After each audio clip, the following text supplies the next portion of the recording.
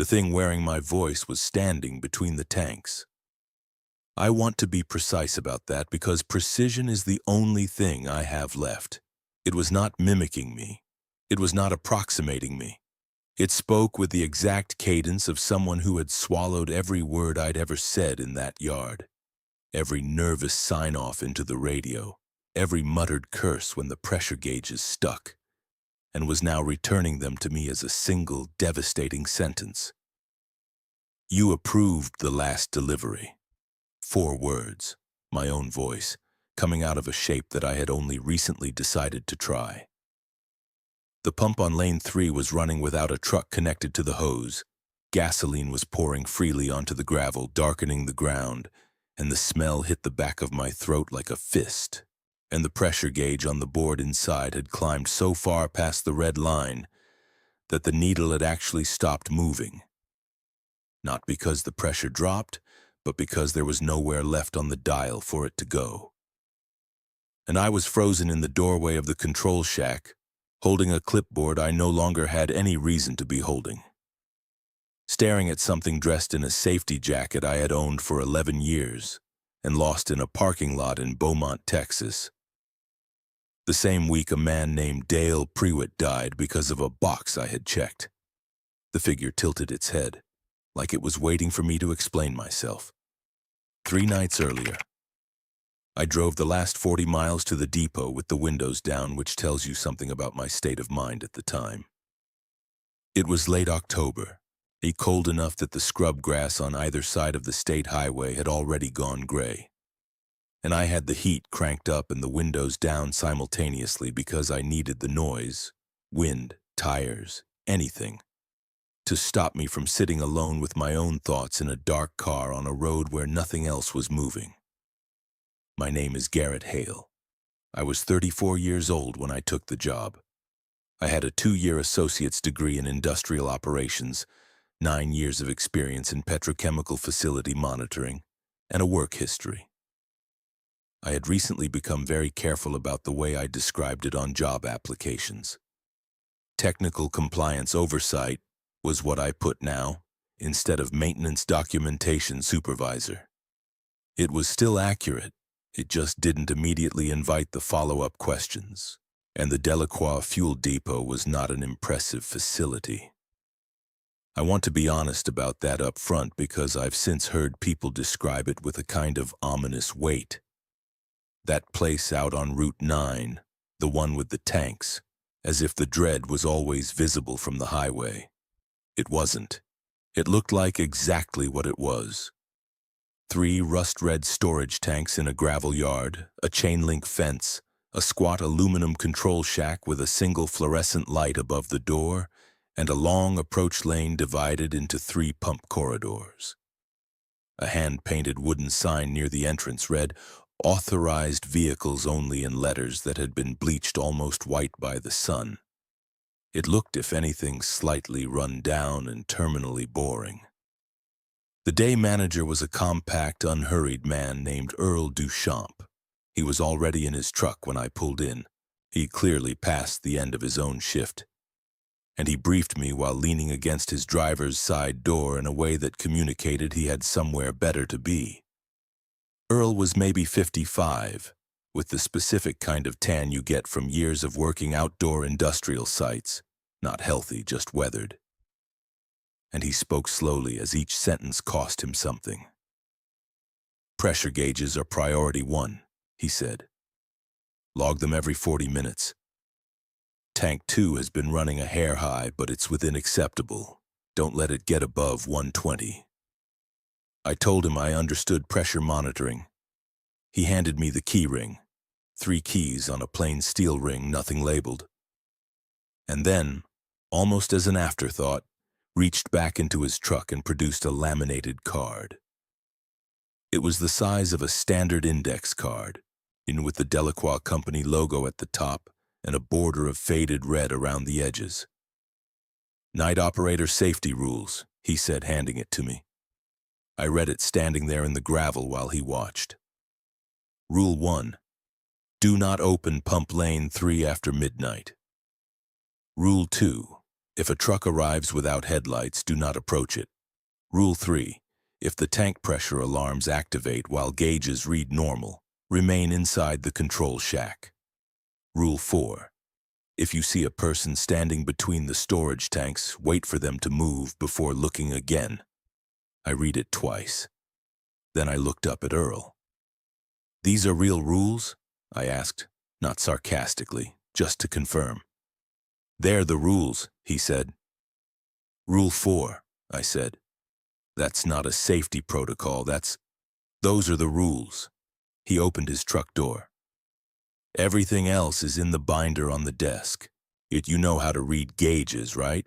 You said you worked Texas operations. 9 years. Good. Don't open lane 3. He climbed in. And don't leave the shack after midnight if you can help it. You said don't open the pump. You didn't say, if you can help it. He looked at me in a way that was not particularly dramatic, not layered with theatrical warning. He just looked tired. Good night, Garrett. He drove out. I stood in the gravel for a moment, holding the laminated card and the key ring, listening to the wind work its way through the fence. The storage tanks made low, resonant sounds when it gusted. Not alarming, just the deep, metallic groan of pressurized steel responding to temperature changes. I had worked around tanks my whole career. I knew that sound. I found it almost comforting.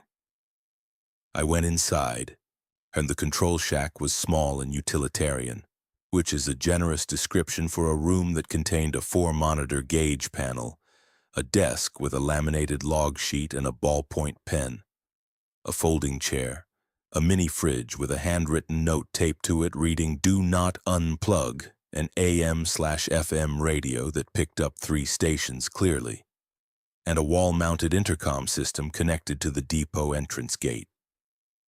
The fluorescent light above buzzed at a frequency that should have been annoying but became, over the following nights, as familiar as breathing. I put the laminated card in my breast pocket. I poured a cup of coffee from the thermos I'd brought from the gas station 40 miles back.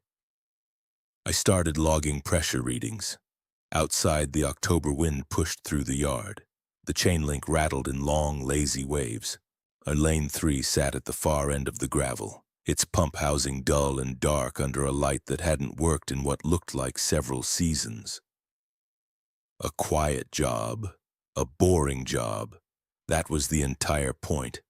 I needed boring. I had earned boring. Boring was the best I could hope for given the alternative.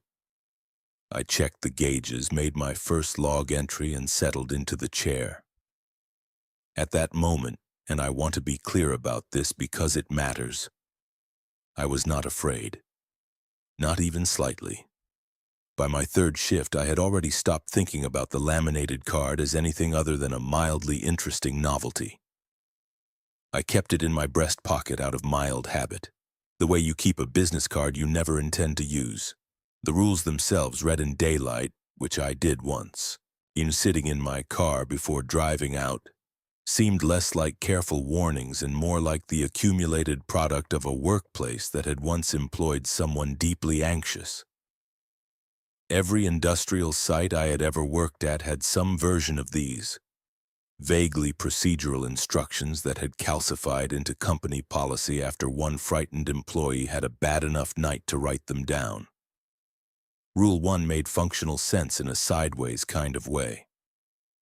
If lane 3 was old or unreliable, you kept it closed during off hours to prevent unauthorized pressure draws. Simple. Rule 2 about the headlights was probably derived from a real incident. A drunk driver, someone sleeping behind the wheel of a rig, pulling into the lot and passing out. Don't approach because of safety, not because of anything stranger than that. Rule 3 about the alarms. Stay inside if gauges read normal, was the one that required the most contortion to explain away. But I managed it. Faulty alarm systems were common in older facilities. If the alarms were known to misfire, the rational response was to trust the gauges over the sirens. Staying inside meant not responding to a false alarm by doing something reactive and potentially dangerous. I had almost entirely stopped thinking about the rule for you. No people were standing between the tanks. There had never been people standing between the tanks. The yard was locked. The fence was 8 feet of chain link with a gate I controlled from the shack. The only people who came to the depot were authorized delivery drivers arriving in daylight before my shift started. The rules were artifacts of paranoia, and they were someone's very bad week, fossilized into policy. I had had my own very bad week. I understood how those could distort things. The first several nights settled into a rhythm I found genuinely restorative. I logged gauges at 40-minute intervals. I brewed coffee from the small machine Earl had pointed out in the bottom drawer of the desk. I read, I had brought 3 paperbacks, and listened to the radio on the AM station that came in clearest, an overnight agricultural program that played old country music between market reports for hog futures and corn prices. There was something almost absurd about listening to Merle Haggard at 2 in the morning while monitoring fuel pressure in an empty yard. I appreciated the absurdity. It helped. The yard at night was not quite silent. That had surprised me at first. I'd expected a dead, airless quiet, the kind of silence you get in sealed rooms. But a fuel depot at night has its own ambient soundtrack. The low structural hum of the tanks as they equalize temperature with the air, the intermittent creak of the fence posts in the wind, the gravel settling minutely under the slow thermal contraction of the earth. Occasionally a truck would pass on the highway, its headlights briefly throwing blade-thin shadows from the fence posts across the yard. And then it would be gone, the sound dappling away into nothing. Pump Lane 3 sat at the far edge of the yard without doing anything at all. I noticed on my 4th night that the light above the Lane 3 pump housing was not simply broken. The bulb was intact. I could see the glass dome clearly, but the socket itself had been wrapped in black electrical tape, multiple layers covering it completely. Not the kind of repair you make when a light is broken. The kind of thing you do when you want to ensure very deliberately that it will not come on. I made a note of this in my personal log. I had started keeping a separate notebook alongside the official log sheets, partly out of habit and partly out of a vague professional instinct that said document everything. But I filed it mentally under eccentric former maintenance crew and moved on. Tank 2 was running slightly high, as Earl had warned, nothing alarming. I watched it carefully that first week, making sure it stayed in the acceptable corridor and it behaved. I slept well during the days. I ate regular meals. I did not drink, which was a relatively new development in my life and one I was working hard to maintain. And the isolation didn't bother me the way I expected it to. If anything, the physical removal from other people felt like an appropriate punishment, self-administered and productive. I thought about Dale Prewitt sometimes, the way you think about a bruise, probing it occasionally to see whether the tenderness had changed. It hadn't, but it had stabilized into something I could manage, something I could carry. That was all I was asking for. Enough stability to carry it. On my 6th night, around midnight, I saw a light on the highway that slowed as it approached the depot entrance and then continued without turning in. A truck, moving normally, running its lights. I logged it as routine. On my 7th night, all 3 of the pressure gauges read lower than they should have by a small but consistent margin. I checked the physical dials against the digital panel. They agreed. I checked the intake valves. Everything was sealed. By the end of my shift, the pressures had normalized and I found no explanation. I noted it in my personal log. Minor consistent pressure drop, all 3 tanks normalized by 0-400. No apparent cause, possibly a sensor calibration issue. I did not mention it to Earl in the morning. I didn't think it was worth raising. On my 8th night at 13 minutes past 2 in the morning, a truck came into the yard. I heard it before I saw it, the crunch of tires on gravel that preceded any vehicle arriving through the gate, a sound distinct enough from the general background that I had learned to identify it within a shift. I looked up from my book and watched the entrance camera feed on the monitor panel, and the truck was a standard tanker, cab-over configuration, double axle, white with a green stripe along the body and a company logo I recognized from my years in Texas. Meridian Carriers, a mid-size fuel transport operation. Completely legitimate, the kind of truck that came through fuel depots dozens of times a day, every day, all across the state. It had no headlights on. I sat back and reread that in my own head. No headlights. I looked at the monitor. The yard had its own perimeter lighting, a series of sodium vapor poles that turned the gravel a particular shade of orange at night. So the truck was visible enough. It had simply arrived running dark. Rule 2. If a truck arrives without headlights, do not approach it. I thought about this seriously for approximately 90 seconds. Then I thought about the alternatives. And a driver who had fallen asleep at the wheel and coasted in on momentum would not have navigated the turn off the highway correctly. A driver with a legitimate delivery scheduled for early morning might have simply forgotten his lights and be perfectly aware of it, sitting in his cab, embarrassed. An electrical failure in the headlight system was possible but wouldn't prevent a driver from operating normally. The truck sat in the yard without moving. Here is the thing I want to be honest about. I did not break Rule 2 out of stupidity or recklessness. I broke it out of a very specific and very rational-seeming logic that I had constructed over the preceding 8 shifts. The rules were corporate boilerplate. They were someone's paranoid residue. The truck was a Meridian Carriers tanker with identifiable livery. And if there was a driver inside with a medical emergency or a mechanical problem, the responsible thing, the professional thing, was to check. I had a clipboard with me when I went outside. I want to note that detail because it tells you exactly where my head was. I had a clipboard. I was going out there to conduct a professional inquiry. The cab windows were deeply tinted, which was unusual but not impossible. I knocked on the driver's side door with the flat of my hand, the standard knock, 3 solid hits, and called out that I was the night operator and asked if everything was all right. Nothing. I knocked again, waited. I walked around the back of the truck.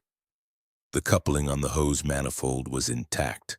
The tank seals were in order. There was no indication of a mechanical failure that I could see. I walked back around to the cab. The engine was running, a low, perfectly steady diesel idle that felt, in retrospect, slightly too even, too metronome precise. I knocked one more time, called out again. After another 2 minutes, the engine revved very slightly, just once, just barely. And then the truck reversed. Slowly and smoothly back through the yard, out the gate, and down the highway. Gone. I stood in the gravel for a moment, listening to it disappear. Then I went back inside and wrote in my personal log, Meridian Carriers tanker arrived 0213, no headlights, no driver contact. Vehicle departed independently approximately 0220.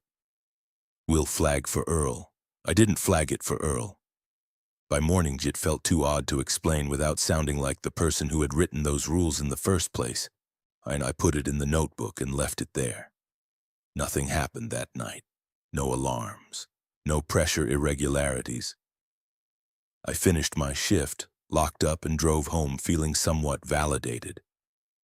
A strange thing had occurred, and I had handled it professionally and walked away fine. The rules were suggestions. The rules were someone else's anxiety. The rules were not, in any meaningful operational sense, binding. I was absolutely catastrophically certain of this. 26 hours later, I was back for my 9th shift. I should have been tired. I didn't sleep well that day, which I attributed at the time to the weather changing. the barometric pressure dropping ahead of a front moving down from the north. But by the time I reached the depot, I felt alert in an uncomfortable way. The kind of alert that isn't energy so much as unease wearing energy's clothing. Earl was in the lot when I arrived, standing beside his truck, not getting in. Just standing. "You all right?" I asked. "Tank 2 spiked twice today," he said. "Already normalized, but keep a close eye." "I will." He nodded, looked at me for a moment the way he sometimes did, like he was checking for something and not telling me what. Then he got in his truck and drove away. At 11:40, the tank pressure alarm activated. It's a loud, flat sound, but not a siren exactly, more like an industrial klaxon, two-tone. And the first time I heard it, my hand moved to the gauge panel, automatically checking. All 3 gauges read perfectly normal, exactly as they had at the last log interval. Tank 2, which had been running high, was actually sitting at the lower end of its acceptable range. Rule 3. If the tank pressure alarms activate while gauges read normal, remain inside the control shack. I got up from my chair, put on my jacket, opened the shack door. Outside, the air was very cold and smelled like gasoline. Not heavily, not like a spill, but the way a fuel depot always smells at night when the wind is flat and nothing is actively moving the air around. A kind of background chemical sweetness that I had stopped consciously noticing weeks ago, now present enough to register again.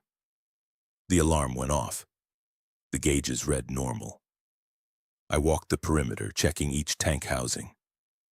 Then I saw the footprints near lane 3. They were in the pale gravel at the edge of the pump housing, bare feet, not boots, not shoes, not any kind of work footwear, inhuman in shape, adult-sized, pressed clearly enough into the loose gravel that they were unmistakable. I crouched down and looked at them with my flashlight. They came from the direction of the highway entrance. Single file, as if one person walking, though the stride spacing was slightly off. Longer than comfortable, shorter than a run, as if whoever had made them was moving at a pace calibrated by some principle other than natural human gait. They led to the lane 3 pump housing and stopped. I moved my flashlight in a slow arc around the pump. Nothing. Empty gravel. No return trail leading back toward the fence, no indication the person had changed direction, no evidence they'd gone anywhere. They simply stopped. The gravel on the far side of the pump housing was undisturbed, the pressure alarm shut off, clean and sudden, like someone flipping a switch. I stood there in the dark and the cold and the gasoline-scented air for a moment, listening to the fence and the tanks and the flat, empty silence of the highway.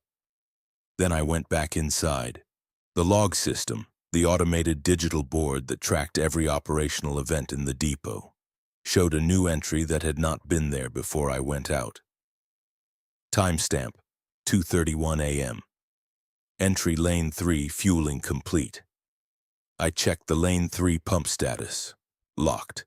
Never touched. No truck had been at lane 3 that night. There was no fuel delivery on the schedule. The hose housing was sealed.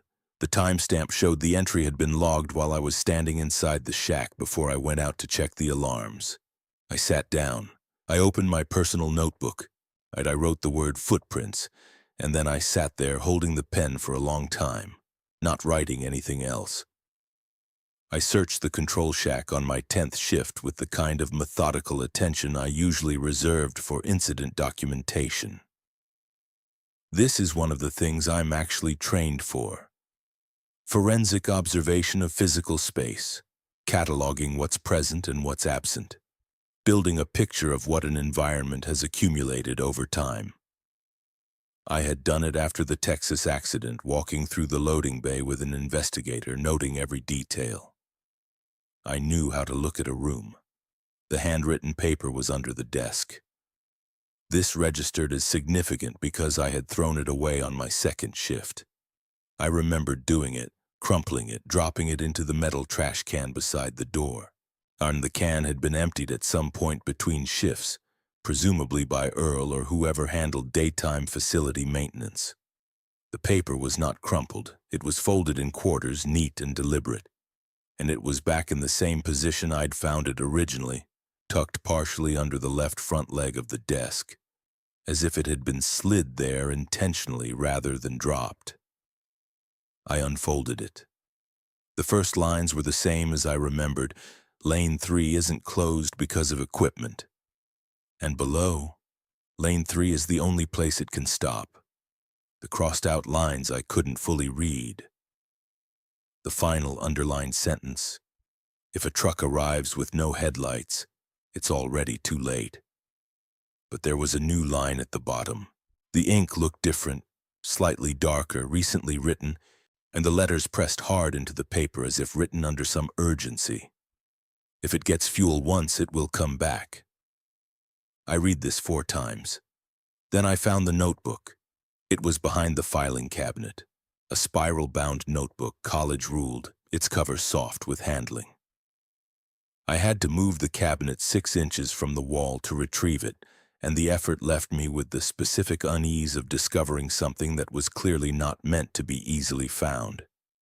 31 pages were filled, different handwriting styles in places. At least 3 distinct hands, possibly 4.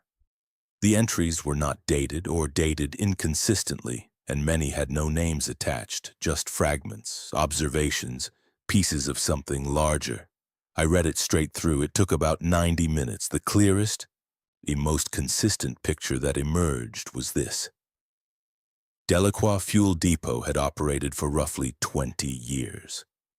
In the first year of its operation, there had been an accident on Lane 3, a loading pressure fault during a night delivery that caused a catastrophic tank rupture. 3 workers were killed. The pump line was replaced. The official investigation cited equipment failure. Lane 3 was closed for 8 months, then reopened with the new installation. And then something started coming back to it. Not the men who had died. Nothing that simple, nothing that human. More like the event itself, the delivery that had been violently, catastrophically interrupted, returning to finish what it started. Night operators across several years had logged variations on the same experience. A truck arriving dark, a figure near the pump housing, and a pressure alarm against normal gauges, fuel logs showing Lane 3 activity with no physical record of a truck. One page had an entry in a careful, measured handwriting that felt clinical, like someone who had made peace with what they were writing. The truck is not a ghost. The driver is not a ghost. It is more like a transaction that cannot be closed. It comes back to complete the delivery. Every time it gets close, something is written into the log. Partial fueling, incomplete. Something in the system records it whether or not it actually happens. If it ever gets a full delivery, pressure equalized, hose decoupled cleanly, I don't know what happens. No one has let it get that far. Below that, in a different hand, don't wonder. Just keep Lane 3 locked. And then a third voice, cramped and fast. It's getting smarter. And the first time it came at the same time every week. Now it adjusts. It's learning our schedules. I closed the notebook. The pressure on my sinuses had built slowly while I read, the way it does before the weather changes, and I sat in the folding chair in the humming fluorescent light with the notebook in my lap and thought about Dale Prewitt. I thought about the maintenance report. I thought about the box I had checked. I thought about the fact that I had let the truck get close on my 8th shift. I had approached it. I had circled it. I had knocked on the cab door and announced myself. And then I thought about the timestamp on the log entry. Lane 3 fueling complete. Timestamped before I went outside, as if the system had logged something anticipated, something that it had already decided was going to happen. Outside, and the wind had dropped completely. The depot was perfectly silent for the first time since I'd started working there. I spent most of my 11th and 12th shifts reading and rereading the notebook. During those 2 nights, nothing happened. No truck, no alarms, no log entries out of place. The gauges ran nominal across all 3 tanks. The perimeter lights burned steady orange, and the highway beyond the fence was empty from midnight to dawn. I logged every gauge interval with the particular precision of a person trying to demonstrate to themselves that they are still operating normally, that they have not crossed some line they can't walk back across. But the notebook had changed something in the way I processed the space around me. I noticed now that the motion sensor light above the control shack door never triggered on the lane 3 side of the yard. Not because it wasn't positioned to reach that far. The cone of coverage should have extended at least halfway to the pump housing, but because there was simply no triggering activity there ever. Even though small animals frequently crossed the yard and set off the sensor near tanks 1 and 2. No birds, no rabbits, no raccoons. The gravel in the approach lane to lane 3 was a slightly different texture than the rest of the yard. Finer, almost powdery near the pump housing, the way gravel gets when something heavy has rested on it repeatedly over a long period, grinding the stone. The tape over the lane 3 housing light, I now understood, was not eccentric maintenance, says someone had taped that light to prevent illumination. Specifically to prevent lane 3 from appearing ready and open at night. A dark pump housing was a closed pump housing. The tape was a deterrent. I wrote my own rules in the back of my personal notebook. I wrote them the way I would have written a maintenance protocol. Clear, conditional, specific. Rule 1. Do not mention lane 3 by name or implication inside the control shack after midnight. Hypothesis. Verbal acknowledgement may function as a signal. Rule 2. Do not leave the shack between midnight and 0400 under any circumstances, including alarm activation with normal gauges. Rule 3 from the card, extended. Rule 3. If a vehicle enters without lights, log its presence from the monitor and do not open the gate further. Already violated once. Do not repeat. Rule 4. If the log system records a lane 3 activity entry, immediately document the timestamp and compare it to all gauge readings from that interval. Rule 5. Do not interfere with lane 3 pump housing under any circumstances. The point is not to prevent delivery. The point is to prevent completion.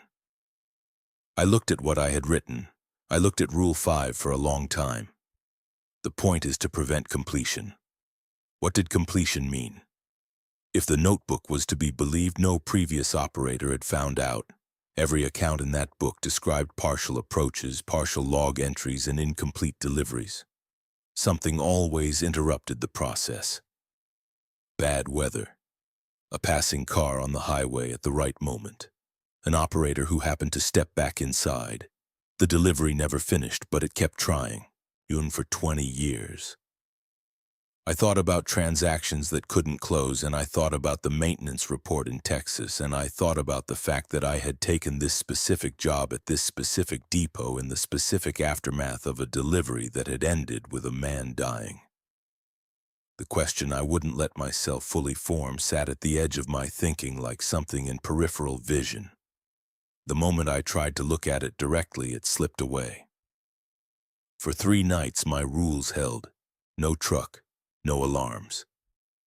The yard stayed quiet. I allowed myself very carefully to believe that the rules, my rules carefully constructed, rationally applied, were working. Then on the 4th night, the radio spoke. Not the AM station, not the intercom. The depot operations radio, the internal frequency, the one I used to communicate with Earl during handoffs. My voice came out of it. Recorded quality, flat and neutral, the way voices sound played back through a speaker. Lane 3 ready for fueling.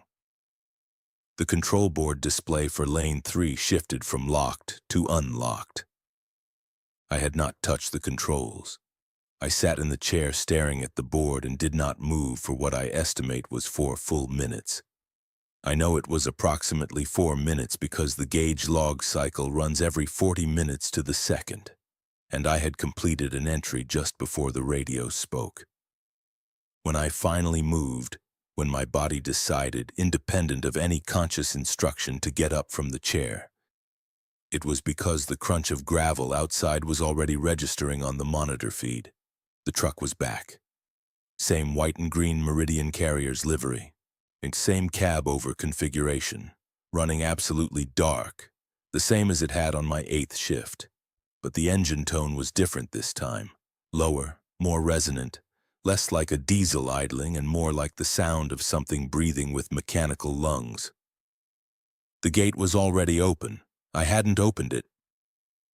The access keypad log showed an authorized entry at the exact timestamp the radio had spoken, using an access code I did not recognize as any of the 3 codes I had been given.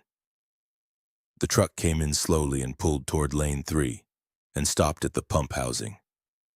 I watched the monitor. I watched the cab door. I watched the cab door open.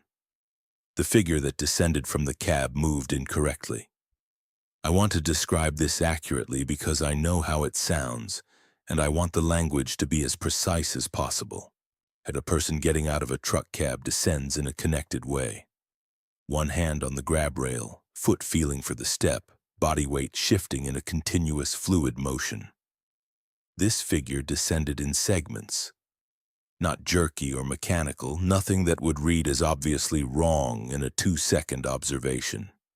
But if you watched for the full duration, you noticed that each part of the movement seemed to happen in isolation, as if the body were being operated by someone reading instructions. It stepped down into the gravel. It turned toward the pump housing. Then it stopped and turned toward the control shack, toward me. I don't think it could see me. The shack window was small and the interior light was behind me. But it oriented toward me with the specific accuracy of something that wasn't using its eyes. It was like a radio antenna turning toward a signal. Rule 4 from the laminated card. If you see a person standing between the storage tanks, wait for them to move before looking again. The figure was not between the tanks yet. It was at the pump housing. But the principle felt applicable. I looked away. I looked at the pressure gauges. All 3 tanks are reading nominal. The lane 3 pump was still showing unlocked on the board. I looked back at the monitor. The figure was between the tanks. It had moved in the interval when I was looking at the gauges, and it had not moved in any way that the monitor captured. No transition frame, no motion trail. Present at the pump, then present between the tanks with nothing in between. It was wearing a safety jacket, orange and reflective striped, and the kind that's standard issue at processing facilities, refineries, and loading operations across the industry. I had owned a jacket exactly like it for 11 years. I had worn it every shift at the Texas refinery. I had stopped being able to look at that jacket after Dale Prewitt died, and I had left it in the parking lot of my apartment complex in Beaumont when I was packing to leave. Just left it folded on top of a recycling bin, too much even to carry it inside. The jacket on the figure in the yard had a small tear on the left shoulder seam. I had made that tear on a chain-link fence edge during my 2nd year at the Texas refinery, and I had patched it badly with a strip of duct tape that only lasted a week. The radio crackled. Pressure verified. Begin fueling. My voice, exact, flat, and certain. The lane 3 pump is activated. I heard it through the shack wall. The hydraulic sequence, the intake valve, the flow line pressurizing. A sound I knew from a decade of working around fuel systems, completely normal, completely procedurally correct. There was no truck connected to the hose. I could see it on the monitor. The hose had been removed from the housing and was extended toward where the truck had parked, but the coupling was swinging loose. Uncoupled. There was no intake manifold to receive it. The gasoline began to flow out of the hose and onto the gravel. The pressure gauge on lane 3's board began to climb. Not the tank gauges. Those were still nominal. The pump line pressure indicator, the one that monitored the flow corridor between the tank and the hose outlet. It climbed because the hose was pumping against nothing, against open air and gravel with no back pressure from a receiving tank to create resistance. Unchecked flow against a pump not calibrated for open output. In my 9 years in the industry, I have seen a pressure line failure once. At a loading facility in Corpus Christi, a secondary hose coupling blew out during a night delivery, and the resulting pressure event ruptured an elbow joint in the main line. No fire. Just a catastrophic spray of fuel across approximately 60 feet of loading dock, the raw kinetic violence of a pressurized system given sudden freedom. The Lane 3 pump was feeding directly into the depot's primary tank, and if the line pressure exceeded the tank ceiling without a safety blow-off, and the Lane 3 housing had been offline long enough that I had no certainty its relief valves were functional. The physics were straightforward and catastrophic. 3 pressurized tanks, 1 operational depot building, gravel soaked in actively flowing gasoline. I was looking at a potential incident that would be classified afterward as a catastrophic equipment failure, the kind that has a report, the kind that has a box to check. The pressure indicator crossed 70, 80. The figure between the tanks had moved to the edge of the pump housing. It spoke. The voice was mine, and it was not mine simultaneously. The frequencies were right, the cadence was right, the vowel shapes were exactly as I pronounced them, but there was something underneath it, even something in the subsonics, like a second signal broadcast on the same frequency. Not words, just presence. You approved the last delivery. The gauge hit 93, and I understood in the specific sudden way that you understand things when the rational framework collapses and something more basic takes over. That the rules, all of them, mine and the cards and the notebooks, were built around the assumption that the best strategy was containment. Keep Lane 3 locked. Don't acknowledge the truck. Don't provide the fuel. Prevent completion. But completion had already started. The pump was running. The pressure was climbing. The fuel was flowing. The rules had always been about prevention.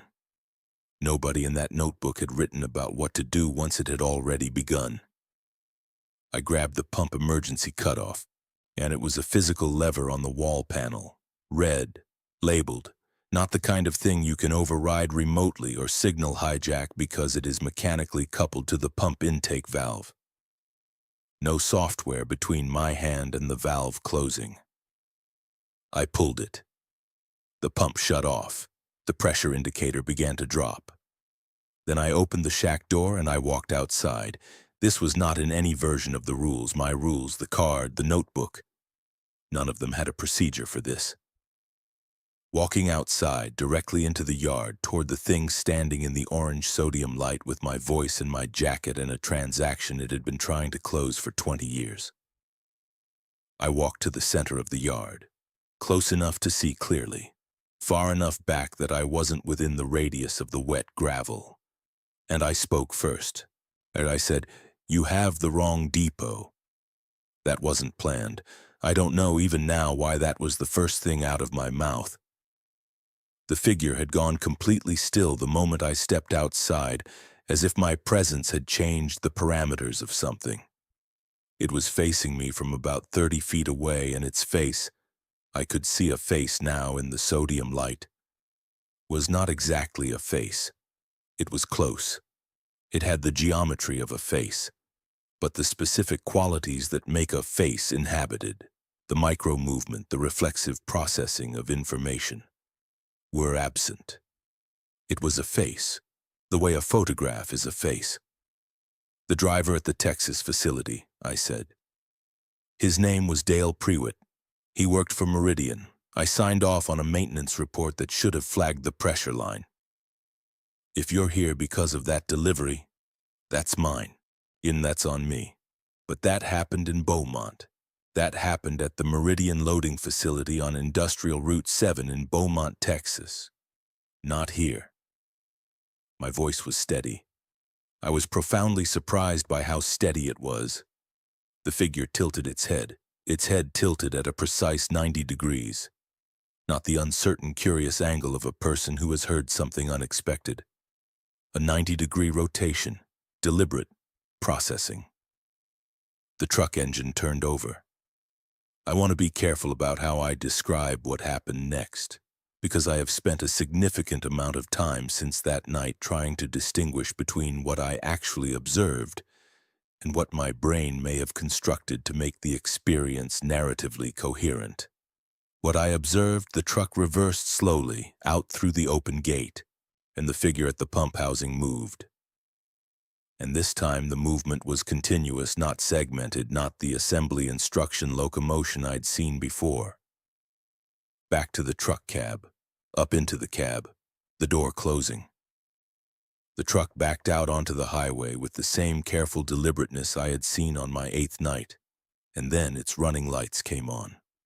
Red tail lights, 2 amber markers above the cab, and it drove away, not quickly, not fleeing, just leaving. The way a truck leaves at the end of a delivery. The lane 3 pump had shut off cleanly when I pulled the lever. The pressure had dropped back to nominal. The fuel on the gravel. And there was fuel on the gravel, a significant spread of it soaking into the pale stone around the hose outlet, was real and present and would need to be formally reported and remediated. The gate swung closed on its own. I stood in the yard for a long time after the truck's lights disappeared. I stood there because my legs had stopped accepting instructions that involved returning to the control shack, and I needed a moment to give them a chance to reconsider. The air was very cold. My breath came out in a short, ragged plume that dispersed in the flat wind. Somewhere on the highway, a long way off, I heard another engine, a different engine, a bigger rig just passing. And then silence. I went back inside. The board read normally across every indicator. Lane 3 showed locked, which was impossible given that I had not re-engaged the lock mechanism from the panel, but the physical lever was in the closed position, and the board was not a reliable narrator at this point, so I logged it as locked and moved on. And the log system showed no irregular entries. The Lane 3 fueling entry from earlier in the shift, the one time-stamped before the truck arrived, was gone. Not edited, not amended, simply absent.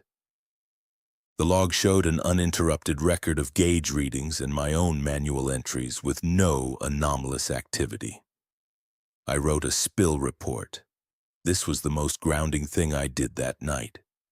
The bureaucratic rigor of writing a formal spill report noting volume estimation, affected area, no ignition source present, atmospheric conditions, and response action taken. There is a particular stability in institutional language. It was the same stability that had let me write the maintenance report after the Texas accident in the first place, and I recognized it now for what it was. The comfort of procedure as a way to not fully encounter what you had just been part of. But I wrote the spill report. And then I wrote something else. I found a clean index card in the desk drawer. Same size, same weight as the laminated night operator safety rules card, though obviously not laminated. I wrote on it with a ballpoint pen. My handwriting is precise in a way that 9 years of documentation work enforces, and I wrote clearly enough that whoever came after me would be able to read it without difficulty. Night Operator Safety Rules, Addendum. Rule 5. If the pumps activate on Lane 3 without operator input, pull the manual emergency cutoff lever, red left wall panel. Do not attempt to manage this from the digital board. Rule 6. If a person or figure is observed in the yard after midnight, do not use the radio. Do not operate any system remotely. Go outside. I paused, read what I had written, thought about it. Rule 7. If it speaks, speak first. Use specifics, names, locations, and incident dates. It is looking for a transaction that can close. Give it information about where that transaction actually belongs. Rule 8. It will leave when spoken to directly. It will come back to the next facility where a night operator stays silent. I taped the card to the back of the original laminated rules card. Earl found it in the morning when he came in for his handoff. He didn't say anything about it immediately. I watched him read it twice. Then he looked at me over the card. Fuel spill on lane 3, he said. Noted in the incident log, I said. Yeah, I've already filed the report. He held up the index card. His expression was not surprised. I want to be clear about that. It was not the expression of a man encountering something incomprehensible for the first time. It was the expression of a man who had known for a long time that someone would eventually write this down. You spoke to it, he said. Yes. And then it left. Yes. He put the card down on the desk. Smoothed it flat with his thumb. Pressure normal this morning, he said. Everything reads clean. I know. He nodded very slowly. Then he gathered his clipboard, poured the last of the overnight coffee into the sink, and walked to the door. He paused there. The last operator, he said without turning around. The one before you. She quit after 2 weeks, didn't explain why. A pause. The one before her lasted a month. He didn't speak to it. I waited. You're the first one, Earl said, and who came out here already carrying something. He left. I sat in the folding chair for a few minutes after his truck was gone. The morning light was coming up over the fence, turning the sky that particular pale gray that precedes full sunrise. The tanks made their slow structural sounds. The perimeter lights dimmed as the photosensors registered the growing brightness. Lane 3 sat at the far end of the yard, its pump housing dark under the taped-over bulb, the gravel around it still faintly darkened from the fuel spill. I thought about Dale Prewitt. I thought about the truck on the highway, somewhere between here and the next depot, running with its taillights on, looking for a facility that would accept its delivery, and looking for a night operator sitting alone in a control shack who would follow the rules the way they were written. Stay inside. Don't speak. Don't engage. Let the silence confirm the transaction. I thought about all the operators before me who hadn't known there was a Rule 7. And I thought about the fact that knowing it now didn't mean the transaction was finished. It just meant it had moved on. That somewhere right now there was a fuel depot at the end of a state highway.